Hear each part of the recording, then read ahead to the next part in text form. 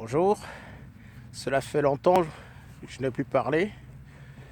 Je suis de retour sur mon champ de bataille. C'est le champ de bataille de la guerre civile ici à Manassas et le lieu où la plupart du temps je me tiens, surtout depuis que j'ai eu le diagnostic du cancer. Je vais parler un peu de cela. Dernièrement, tout le monde a vu mes photos alors que j'étais à l'hôpital. J'étais très amaigri, j'étais très malade. Et mon père, par exemple, à Bangui, en Centrafrique, a été très secoué par la vue de cela.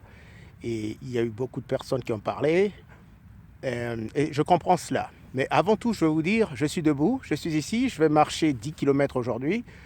Cela fait partie de mon régime, donc de mon traitement. Donc je vais vous expliquer de plus en plus ce qui se passe et comment je traverse cette période. Avant tout, je vous remercie tous pour vos prières, pour vos sollicitations et tous ceux qui me soutiennent depuis le début. Je déclare que Dieu soit avec vous et continue de vous protéger, vous et votre famille, comme vous avez fait pour moi et pour ma famille. Donc aujourd'hui, vous voyez, je suis debout, vous entendez ma voix, et c'est nettement mieux qu'il y a 2 semaines. Euh, Juste un résumé de ce qui s'était passé. En fait, euh, durant les vacances de Noël, euh, euh, un de mes collègues a été à Londres et il est revenu à Washington avec une pneumonie.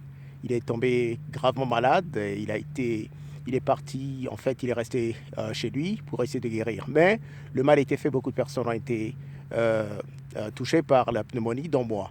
Et par la suite, ce qui s'est passé, c'est que je ne savais même pas que j'étais malade jusque dans la nuit du 3 au 4 janvier 2016, où, pris de très grandes douleurs et avec une respiration difficile, j'étais parti au service des urgences. Et c'est là où ils ont fait un diagnostic au début en pensant que c'était mon cancer euh, qui était devenu très grave. Et donc, ils ont commencé par dire que c'était un problème avec mon foie, ensuite que c'est un caillot sanguin dans mon foie, ensuite ils ont dit un caillot sanguin dans mon euh, poumon, et par la suite, j'ai été transféré à l'hôpital, et c'est de là où j'ai pris les photos que vous avez vues où j'étais très amaigri, après pratiquement 2 semaines de pneumonie. Mais la bonne chose en fait, c'est qu'ils ont découvert que c'était une infection pulmonaire et que l'infection pulmonaire a été déjà guérie. Alléluia. Et donc, ils m'ont rien donné, à part un anticoagulant qui est recommandé pour tous ceux qui ont le cancer. Ce que je peux vous dire, c'est que je n'ai pas pris de médicaments.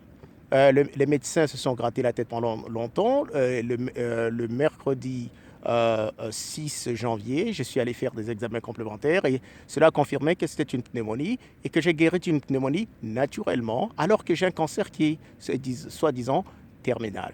Tout ceci est pour la gloire de Dieu. Donc je vais marcher et avec moi ici, je vais vous parler.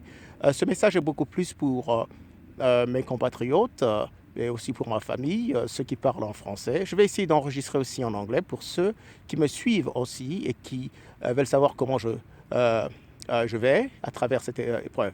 Restez avec moi pour aujourd'hui et que Dieu vous bénisse. Au revoir.